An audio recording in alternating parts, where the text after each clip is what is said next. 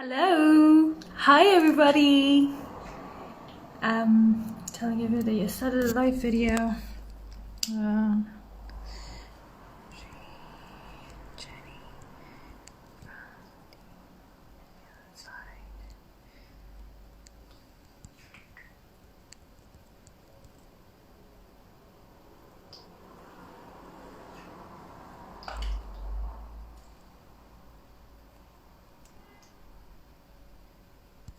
Hello Vivian. Hello. Hi everyone. Yeah.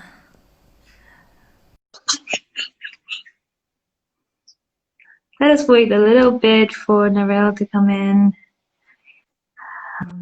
Hello. Hello. Hi, are you Hi. okay?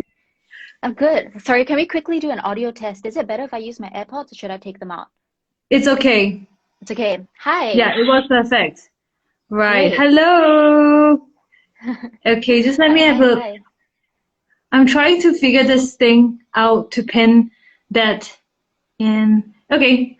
Hi. So I think if there's your friends coming in as well.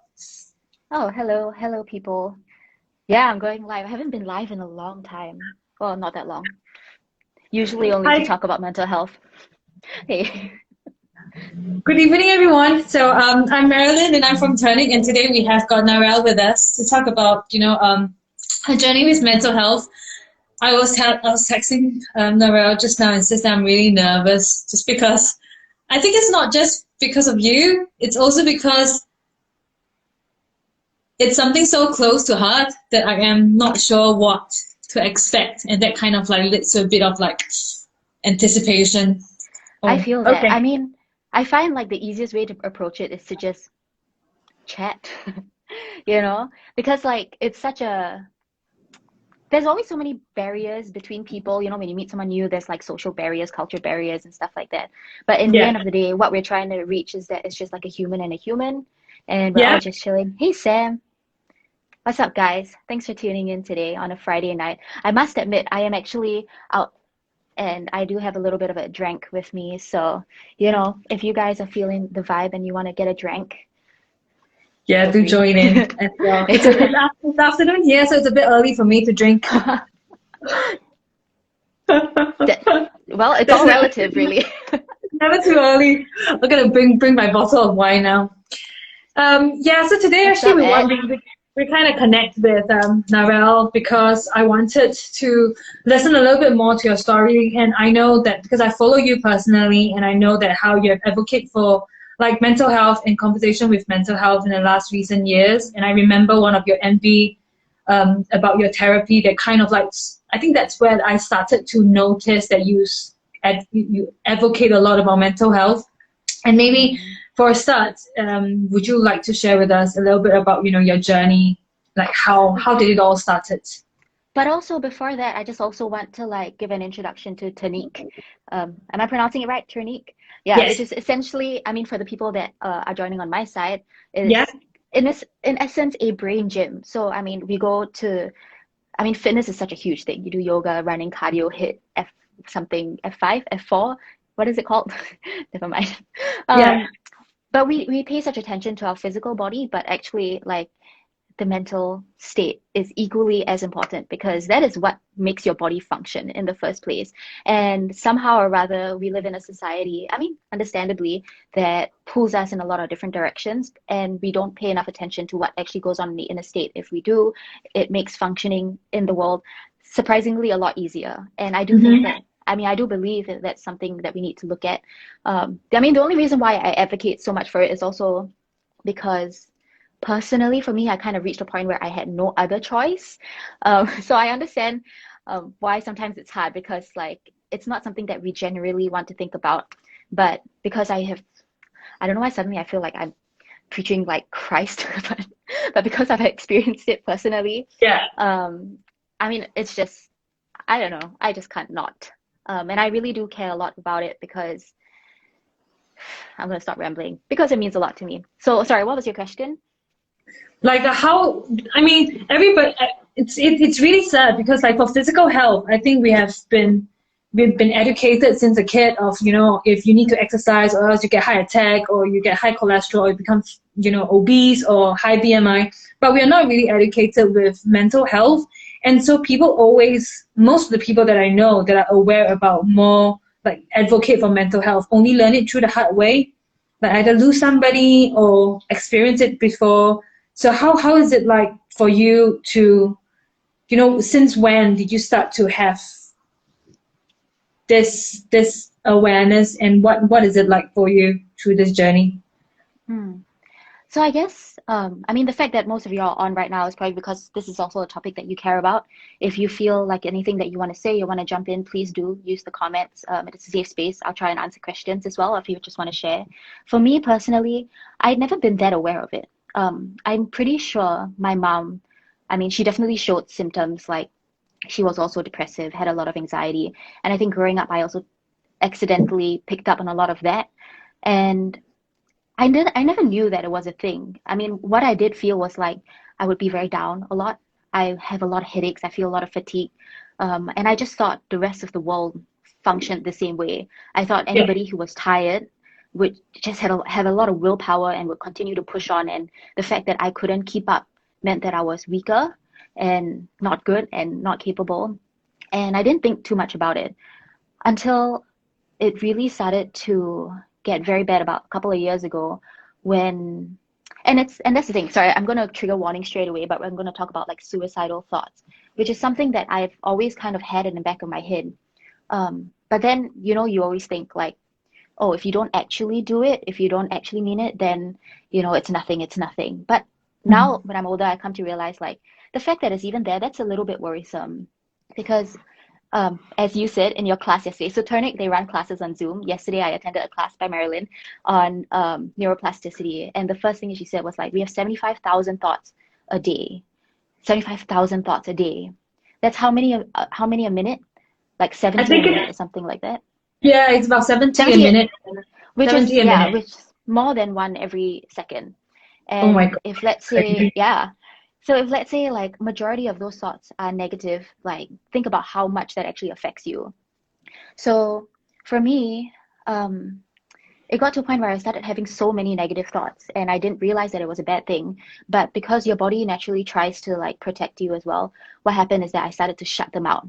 So it reached a point where I felt like I was a ghost in my own body and I was walking around. I couldn't really function. I couldn't talk to people because anytime someone says something to me, my response is a negative response. And I obviously don't want to say that out. I don't want to be a negative person and bring down people. So I just, hmm. And what happens is like, I just lost myself. I lost my ability to talk, communicate, have fun.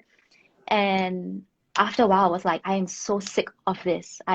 I'm so sick of it. Like, this is not who I am. Like, I know that, I know that I'm fun. I know I'm loving. I know I'm giving. I'm caring. Why is it that I can't tap into that anymore? And the moment I had that decision where I was like, okay, I mean, obviously don't, but like, I was like, either you kill yourself or you fix this effing shit, just Yeah. freaking fix this shit. So I mean, after that, I kind of just was like, I will do anything and I will learn, I will study, I will do whatever it takes to drag myself out of this because I know I can do it and I believe in myself. Yeah. And what is the kind of tipping point for you that you have made? Do you remember what happened on that day, that this realization that it's either I kill myself or I just Ooh. Actually, yeah, it was like, okay, so I used to have this feeling. I was like, every time I would get there, I'll think, why can't you do it? Like you're a coward. You're so weak, you can't even make this action. And then one day I thought, okay, 3, 2, 1, do it. Like kill yourself, whatever. But obviously I didn't do it. And I just imagined like if I had done it in this alternate reality, what happens now? And what I Yeah. realized was like, okay, so let's say I'm dead now, my parents cry, my family cries, people mourn. And then what happens? It's like nothing, right? Like my experience in reality, I don't know what happens, would just disappear. And somehow there was this huge relief because I was like, okay, like technically, because I am not dead, now every breath I take is a blessing. you know, if I want to order Macs now and watch a TV show, that's a blessing. Like I would get to enjoy my double cheeseburger with barbecue sauce, you know. And I'm like, oh, that sounds really great. Like if I had killed myself, I wouldn't have this burger.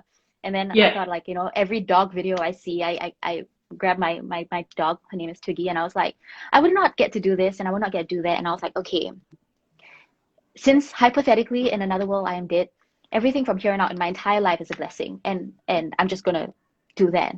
Obviously, sometimes now, years later, like that thought fails me when I forget, but when I do remember, I'm like, hey, actually quite shiok, you know, I sit here, I get to talk to you, I get to drink my whiskey. Yeah. Yeah, I'm like, that's great. Who cares? Yeah. Yeah. And through this journey, do you find how do you find strength in, you know, maybe the first time when you go see a therapist, the first time when you go see a doctor? Because I mean, for me, I struggle with mental health issues like years ago as well. And it was really difficult because you are alone in the same time. That's for me. I want to get help, but there is this, I don't want to trouble other people, kind of guilt. And so for you, through this journey, like how did you get help from like friends or family?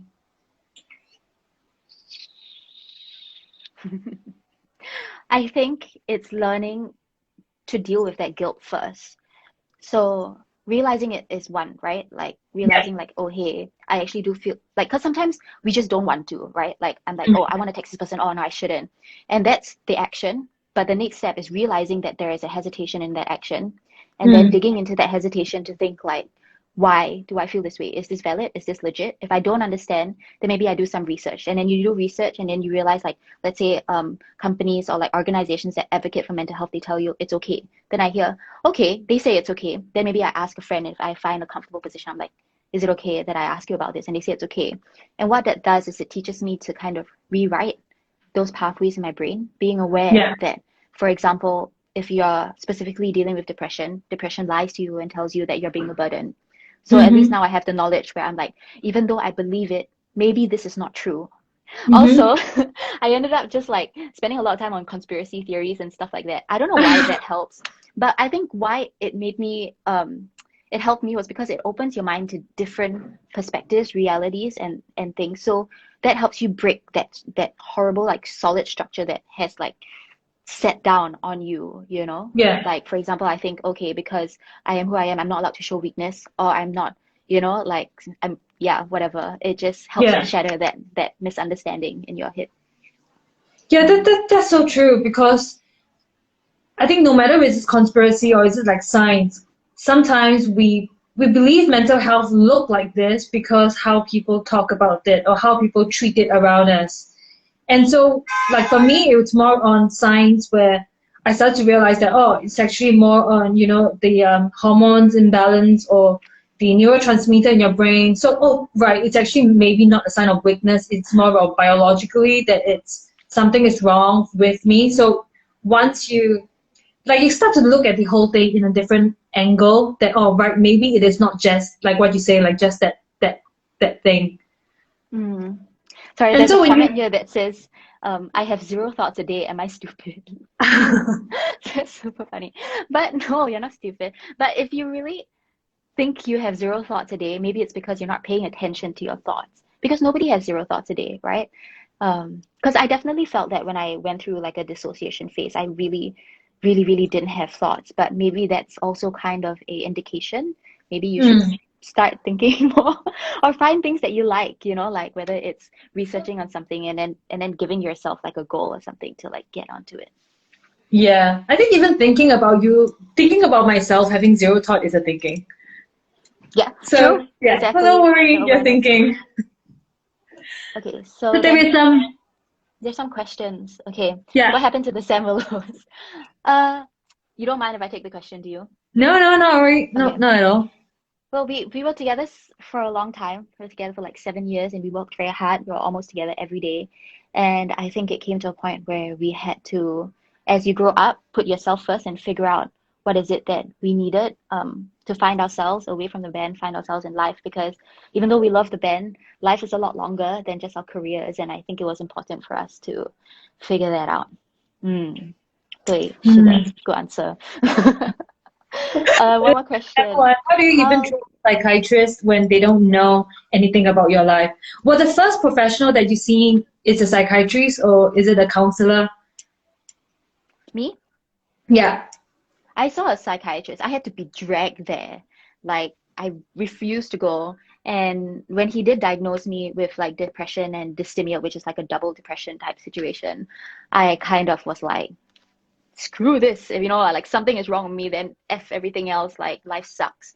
But, you know, also I think psychiatrists are still people. And doctors also not to their fault, but often misdiagnosed.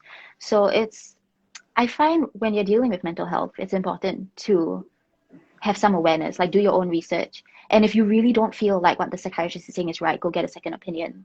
Or just, yeah. So he did give me medication to take, and I tried it for 2 weeks, and I didn't like it. I couldn't get out of bed at all. And I didn't feel bad, but I didn't feel anything. I didn't eat, I didn't move. I didn't have any thoughts. I didn't have emotions. And I was like, I get that you gave me medication. It was expensive. I paid for it, but I'm just not going to take it because I don't want to, and I rather try something else. So you can't think of a psychiatrist as like a be all end all situation. They're not superhuman. And the sad thing is, like, you know, we still kind of have to, the final decision is yours. But you can equip yourself with information to tackle it. Yeah. That's very important as well. I think for psychiatrists or any professional help, I discussed this with some other like psychiatrists and counselors before, and then we identified there is a lot of gaps between like communication. Like, for example, for me, after I've seen a psychiatrist for I think the second time, and then I just, like you, I didn't continue the medication because I feel so indifferent. I don't feel joy at all. I just literally have got no feelings. And then I stopped going to see him, and he didn't call me back to be like, you know, you missed your appointment, are you okay? So I was quite angry, like, how is it that you know that I have suicidal thought or I have depression, and yet I missed an appointment? And I was angry about it. And like what Narelle says, it's like, it's a human connection as well. You might go to a psychiatrist and not being able to hit it off with this person. So if you don't feel comfortable, it is important for you to seek for a second opinion. And therapists as well. Like when you go for a therapist, it is still like a relationship. So you have to find someone that communicates the way you do, that understands your situation. Yeah. There's another question here is, do you have challenges in opening up or simply start talking to your psychiatrist, counselor, or therapist? If so, how do you overcome that? Did I have trouble talking to them? I guess a little bit. At the start is weird, right? Because we're so used to hiding it. And I often leave thinking like, oh, I didn't say this or I didn't say that, or I feel shameful. Yeah. I don't know why, but it gets easier. Like now I can do a live and I'm like, I'm fine, you know, like, I mean, mental health is not exactly a sexy topic, you know, but I don't care anymore. I'm just like, I mean, I advocate for talking more about it. I can't advocate for it if I don't believe and like live it the same way. And I find like difficult conversations are always had easier when you just be chill. Yeah. I think for Eileen, it's always harder at the beginning because we are quite worried about how this person's gonna take it. We're very worried about how this person's gonna if they're gonna comment or things like that. But I think with a trained professional, that is what they're supposed to do, as to listening to you with no judgment as well. So if you do find someone that, you know, you speak to them and you don't feel that you could just open up yourself, then you probably need to find someone else. I personally went to different counselor before I found a one that, you know, I feel that it has the connection with me. But it does come with practice. The more you talk about it, the more you also accept yourself and be able to advocate for it. Yeah. Sorry, my friend Shaza just popped on, so I just want to say hi. But also she reminded me of this thing, right, where it's like, oh, hi. Well, all my friends are like, hey, now. Okay. Hi, Kinley. So friends help a lot. Like, I realize I get along really well with people who are also depressive or who have mental conditions just because we understand.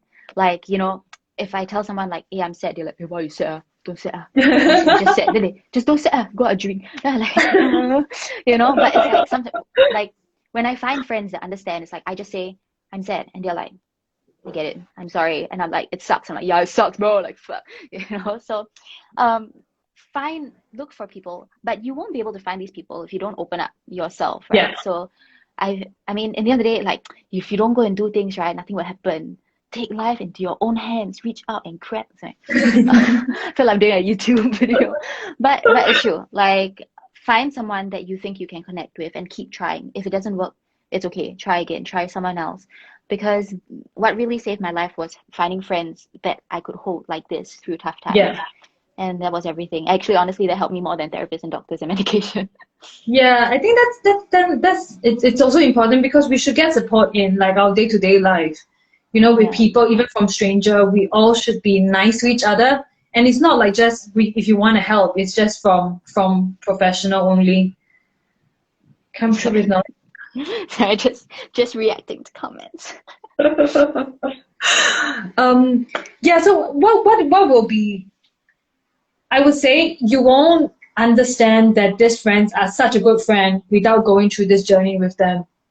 You know, through this journey, I mean, for myself as well, through the journey, I do find people that I was like, why am I still friends with this person?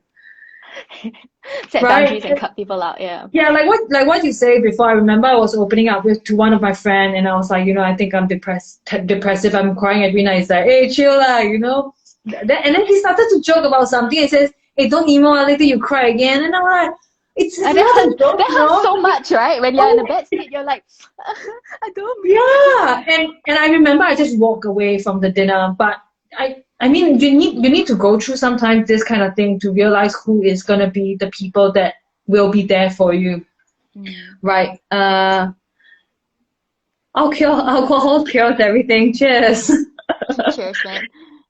Somebody said, if I mine- can't any friend, how? Sometimes our symptoms make it difficult to connect with others. Do you have any? This is such a big thing also these days. It's getting harder and harder to connect and find space and make friends. YouTube.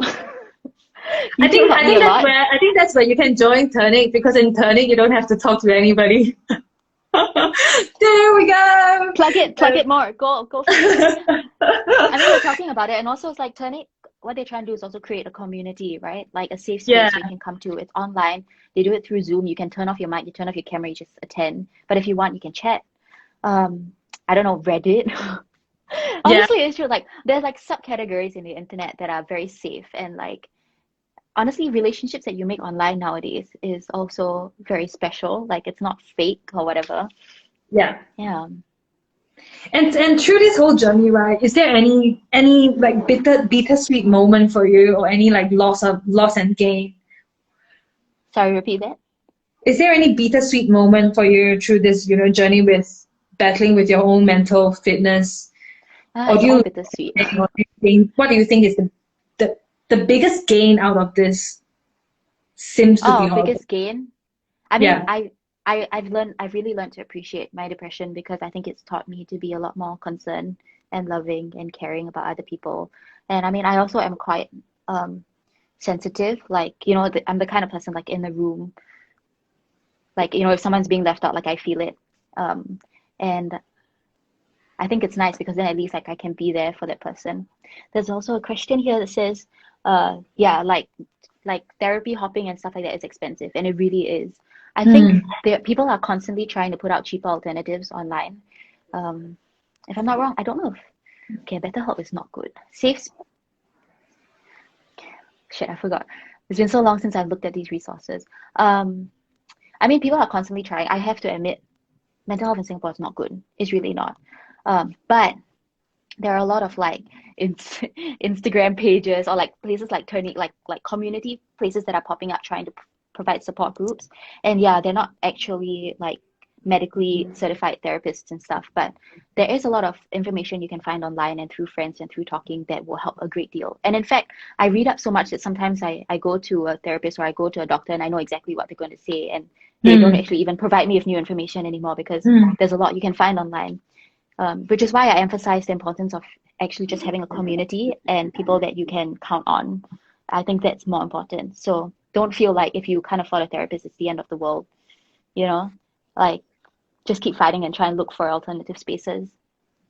What do you think it's like the biggest challenges Oh, sorry, for? Shada. Okay, so Shasha Puff, she's like one of my depressive buddies. So she says getting Oh, therapy right. psychiatric Hello. through polyclinics, which I also tried to do. So you can go to polyclinic to get referral. It's affordable, but the wait is long, so don't hesitate. Just go first. Go to polyclinic, get a referral, and then wait for your appointment. Mm. Yeah. Is that And what if you you're do? really, I tried, but I still, so I mean, a month ago or so, I went to polyclinic to kind of get a referral to IMH, and the next appointment was actually in December.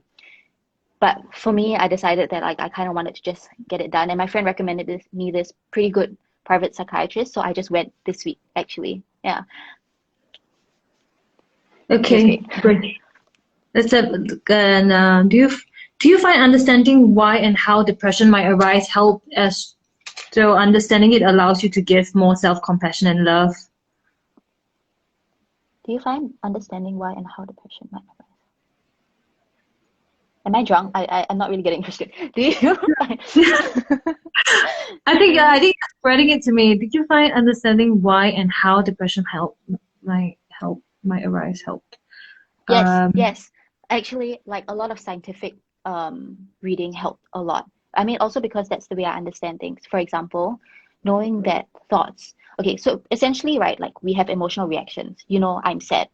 But what you don't realize is that there was something that made you sad. So, for example, if let's say my issue is I am shy, or okay, let's say I have low self-confidence, and someone says something that triggers that in me, that will immediately like put me through this link of like, okay, low self-confidence, link to a past trigger, past trauma, react by closing up and hating yourself or something. And then it goes, da, da, da, da, da, da, da, da, da, and then I close up. But mm, then we also have things in our body that will make us deny it.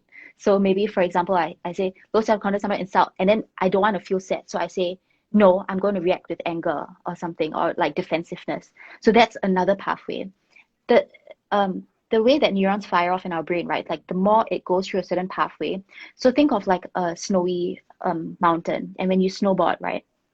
Let's say someone takes one path down, and if you keep taking the same path, the groove goes really, really deep, and that mm, actually, and it almost becomes like no matter what happens, even though there is like a whole mountain of sand, the moment something hits, I am going to fall into that path. Being aware of that really helped because it meant that even though I know it might take a while, I can take time to write a different path. So basically tracking back up your emotional responses. So if let's say I say, oh, I'm feeling bad, but instead of giving into the bad feeling, I'm like, why am I feeling bad? Was it because of this thing that the person said? Okay. So he's said that maybe now instead of reacting this way, I'm going to try reacting another way. And I keep trying to rewrite and rewrite and rewrite. And you know what? It fucking works. It really works. Like a year later, I will be like, something happens and I'm like, oh, I feel bad. Actually, no, why I feel bad? I just do this lah. And it's so much easier. mm. And I just, every time that happens, I sit there and be like, hey, good job, sia. You know, like, well done. Good job, Yeah, way. Malaysian. yeah. Yeah, actually, Yeah. what you were saying, it's like what I covered in my class yesterday about neuroplasticity. So for those who don't know about neuroplasticity, it's that our brains and neurons are firing in the same in a certain pattern. For example, like now you go to the nearest coffee shop, you will know how to walk because you already used that route a million times. But now if I say, okay, go to another block and then come back, you might not be familiar, but the more you practice it, the more you will be familiar with it. And so That is, knowing that you actually have a choice to choose another route, I think gives you the freedom of like options. mm, that's actually a Yeah. really great analogy because it physically is that.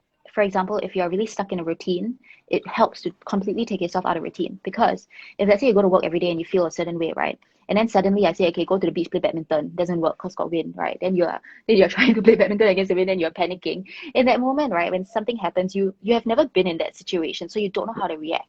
And you can look at it Mm, with a new lens. So actually it's really important to try new things, which I think is also why this year sucks so hard because we can't travel.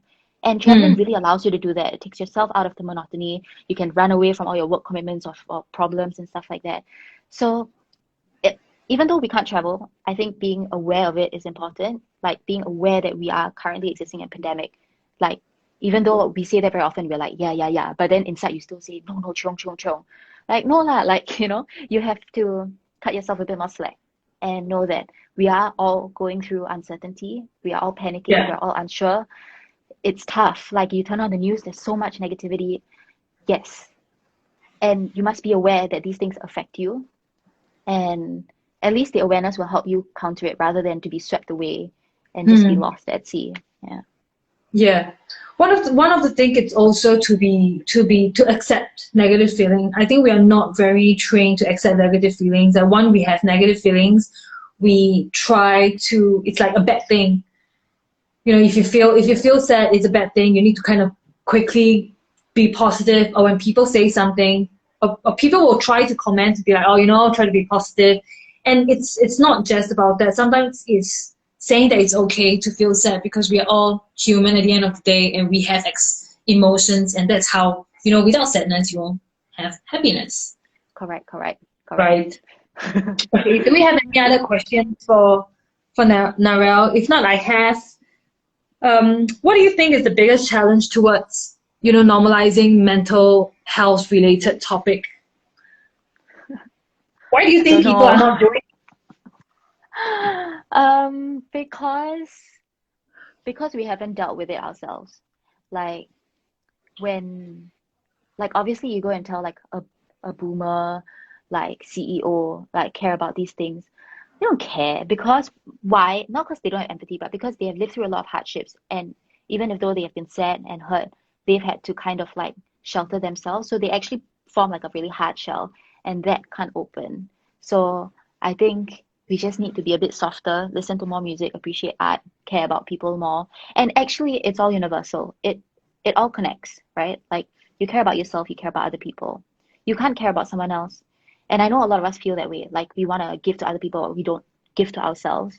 But the truth is, it's like you can't give on empty. So don't think of it as being selfish. Like remember to give yourself first and then give other people. It's not selfish. Yeah. It's not selfish.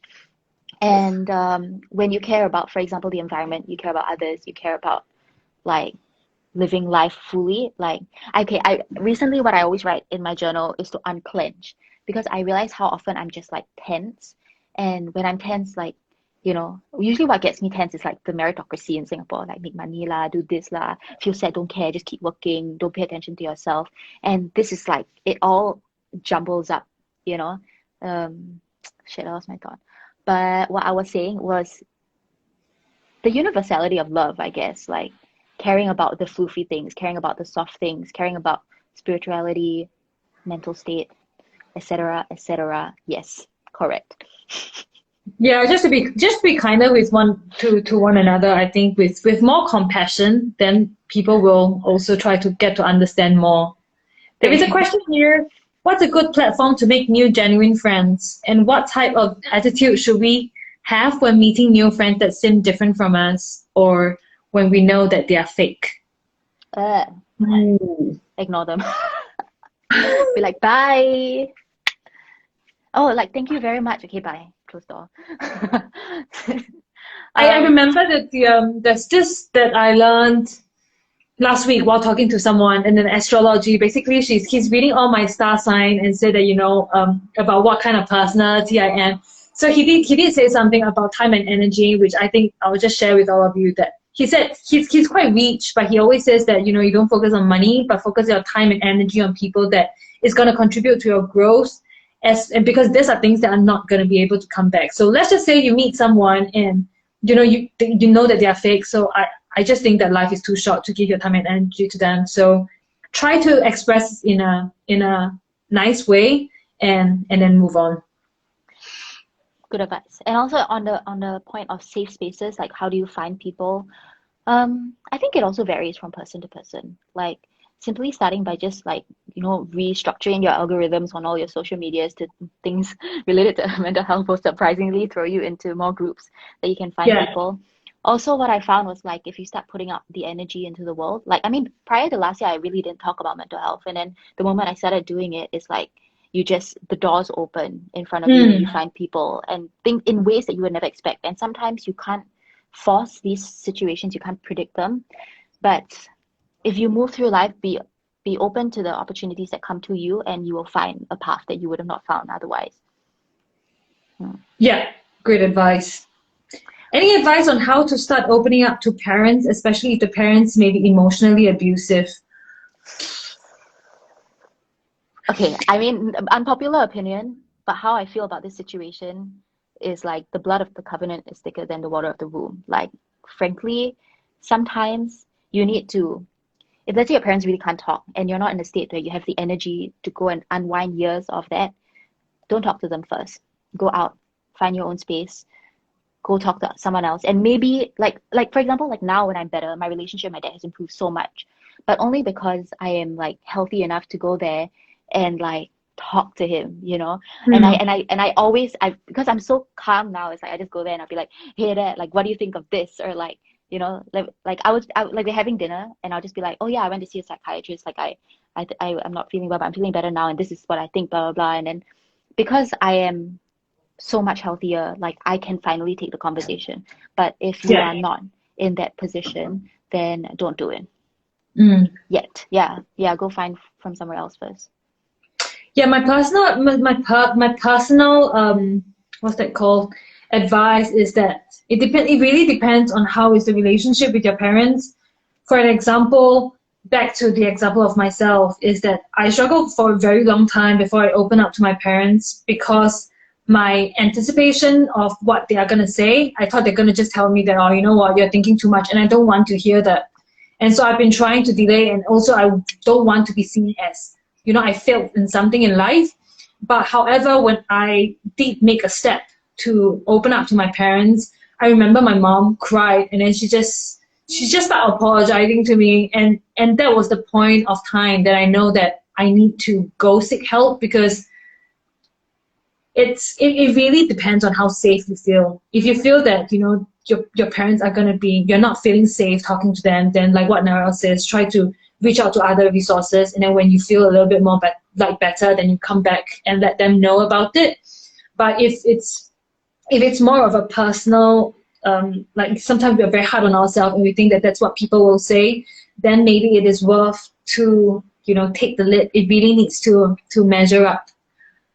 Yeah, I do have, like, you know, members and some clients that do open up to their parents, and then they get really get worse from there. But I don't think there is a one solution that fits everybody. You really need to trial and error. And also, I'm so sorry that you can't talk to your parents. Like, yeah, somebody, I can't remember where it was, but somebody also asked like something about what do I see as a mentally healthy Singapore or something. What do you see in a mentally ideal and healthy Singapore? I think we need to fix a lot of these relationships, right? I mean, it's not our parents' fault that they're not as open to these topics, because in their time, we were definitely less evolved, right? It's like we change as we grow up, and they didn't have the luxury of being able to think about their mental health, and it's not their fault. But in a mentally healthy Singapore, I think the main thing that I think we need to have is community, like caring about others and caring about ourselves. And honestly, care less about money. Care less about money, face success. That's it. That will help us so much. Yeah. You know? Yeah. The definition of success, it's another big topic, right? How do you define money to success? And that's very distorted mentality that we have, you know, through the years in culture. Which be like, you know, if you become a doctor or a lawyer, or if you earn a lot of money, you're successful. But sometimes when people, like, I can look at you and be saying that, you know, you showing up here today and then asking this question, to me it's a courage and it's a success. So yeah. It's all relative, really. Yeah, we're always on our own journey. We make our own like joys, right? Because okay, what happens if you go and chase like the ideals of someone else is that you're gonna attain it, because whatever we really put our mind to, we're gonna get it. Let's say somebody else has like, I don't know, like can go and eat at fancy restaurant dinners every day and like show off on Instagram, and you think I want that. But maybe some people do, but maybe you don't. You know, and what I realized about, for example, things like depression, it's your body telling you that you're putting yourself in a situation that you don't actually like. You know, and it's a signal. It's telling you, hey, something is wrong. So don't ignore it, right? And just because someone else can flex on Instagram, like that doesn't mean anything. Like, what if you really just don't want it? What if, like, for me, like, I just want to like chill. I would love to be a hippie and a beach bum, you know? And it took me so long, especially because of the job that I do, to be like, oh, you always have to keep climbing, you have to reach, you have to do this and do that. And I hate it. I really do. And it took Mm. me years to even just understand that, you know? Yeah. Yeah, yeah. There is a really nice quote here shared by SM Photo. Says we spend money that we do not have on things we do not need to impress people who do not care. Yeah. 对。So, my mom got mad when she found out that I was going to counseling. Oh, I'm so sorry to hear that. Yeah. Do you guys know that marital rape was repealed in January 2020 only? We're moving Oh. forward as a society. Thank I think God. I actually think my parents may have experienced trauma on their own, so I'm not exactly mad at them. They may actually need more help than I do. That's true because, yeah, sometimes when you realize that people are hurting you or people are saying nasty comments, it's not because you are broken. I just read this book yesterday, so it's fresh in my head. So it says it's not because you are broken, but because they are broken. So instead of being angry, you just show more compassion to them as well because they're brought up, especially a lot of our parents, right? They are brought up in an era where their parents are working very hard and they can't show weakness. They need to be very independent. So that's how they were brought up. So they put this whole thing on us as well. There's no right or wrong. It's just how they have been through as well. My mom said doctor or lawyer or not or no Xbox. That's really funny. Then I said for you, bro. It's okay. Dude, wait till you become an adult. Then you get to do whatever you want. It is awesome. It really Is is. that your friend? Yeah. I thought that was your friend. Okay. Thanks for the info, guys. I'm actually Very at Two Man happy. Bagel House's office. They lend me their recordings, their little like studio space, because we were out. Oh, right. We're just out having a drink. Oh, very No wonder nice. someone was knocking at the door. Guys, please respect the conversation. Thank you. Very successful people like J.K. Rowling, blah, blah, blah. Exactly, the whole narrow-mindedness and Singaporeans are focusing on attaining the road more traveled and proven rather than having an open mind to pursue other aspects. Seriously, the world is much bigger. Yeah, I think it's still quite enlightening. It's quite enlightening that, nowadays people are getting more and more stuff. Sorry, they said show the Murakami, so I was like, okay, if you Oh, insist, because I'm using your space. Takashi. oh, very nice. Yeah, so, sorry, what was I saying just now? See, I Uh, interrupt her.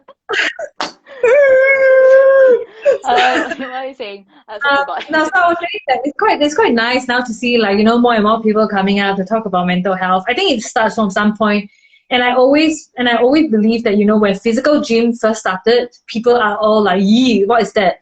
But then when it starts to continue doing it, and people raise the awareness about it. I think awareness is the key. And then as we grow, maybe we are at the start of an evolution of a couple many years that we will not be able to see what's the result, but it starts from somewhere, and I think it's really nice that we get to speak to you today, and you And advocate if so much. anything, right, the first thing to think about, right, is don't care about others. I mean, not don't care about others, but care more about yourself. Not in a selfish way, but really like care about yourself. Care, love yourself. Do it. Yeah, Do yeah. it because it's fun. Okay, that's all. That was all I wanted to say. Like what you say, Thanks. like what Thanks you for say, listening to my TED Talk. yeah, you can't serve with emptying. So it's very important to fill your own cup first, and then overflow it with to other people. All right, before we end this whole session, right? Do you have your personal not really self-care guide, but what is it that you do often to keep yourself kind of grounded or keep track of your own emotions and mental Journal. fitness? All I right, journal a you lot. write them daily? Not every day lah. I mean, if I forget, I don't write long, but I journal a lot. I just have a document open on my computer all the time. And then even if like I'm just doing what halfway, I just want to go like, hello, how are you today? I just go and write a while, you know, like it's just basically for my brain to vomit. And I think that's important because once you start being aware, like conscious of your own thoughts, then that's how you can start fixing it and understanding yourself better. Because the weird thing is that like we see everyone and everything around us, but we never ever ever get to actually see ourselves. So we actually need to put in more work to understanding who we are. Yeah, the mood calendar, someone commented. It was like something that I started doing at the start of, I think somewhere in 2018, and I would, because I was so unaware of how I was feeling, really, because I had shut down that, you know, like ignored myself. So every day I would just like color in a color into a calendar to say like, okay, today was what? Because, but actually, okay, so sorry, jumping, but like how that really helped is like my color for being emotionally distressed is purple. And I used to think like, oh, I'm always distressed, I'm always depressed, blah, blah, blah. But when I actually started coloring it down, I realized that those days would only come in like days of 3s or 4s. And somehow, no matter what, they will always disappear. And I can put in other colors like pink, which is a great day.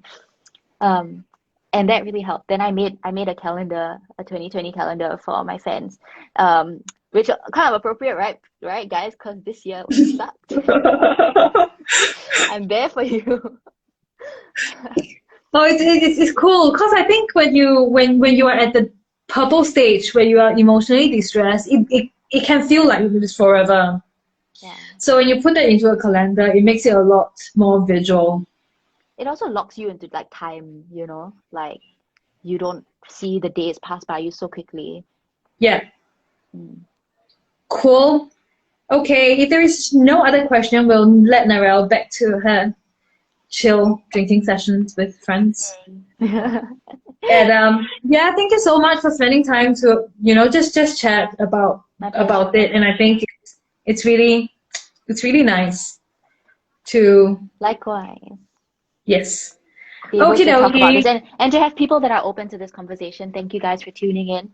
It's really nice to have you guys here because I know this is not like, oh, let me show you my wardrobe or whatever. But for people who stayed the whole way, like, thank you. I mean, it's nice to know like anyone that's watching, like, you know, we are here for a reason. Like you stayed for a reason, and that means that we truly are not alone. You know, so take heart in that. And being aware of yourself. Yes, just know that, you know, you're not in this journey on your own. And sometimes even when you feel like you're in the shittiest position, it is important for you to take a step back and realize that, you know, you're not alone. And I think that itself, it's powerful to, you know. Yeah. Okie dokie. But before we go, sorry. I do this quite often. And I mean, obviously, please don't spam me with shit. But I always say, like, you know, if you really, really need help, you really, really have nowhere to go, you can DM me. I do try my best to reply every single message on mental health. Always. I try my best. But yeah, please, if you have no one else to go to, just remember that you can DM me. Yep. And yeah, that's great. Okie dokie.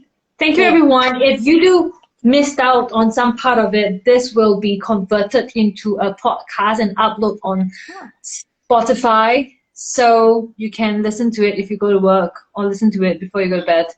But yay! All right. Thank you very much. And thank you, everyone, to have a good night's sleep. Bye-bye. Bye. Have a good day. Bye-bye. Bye-bye.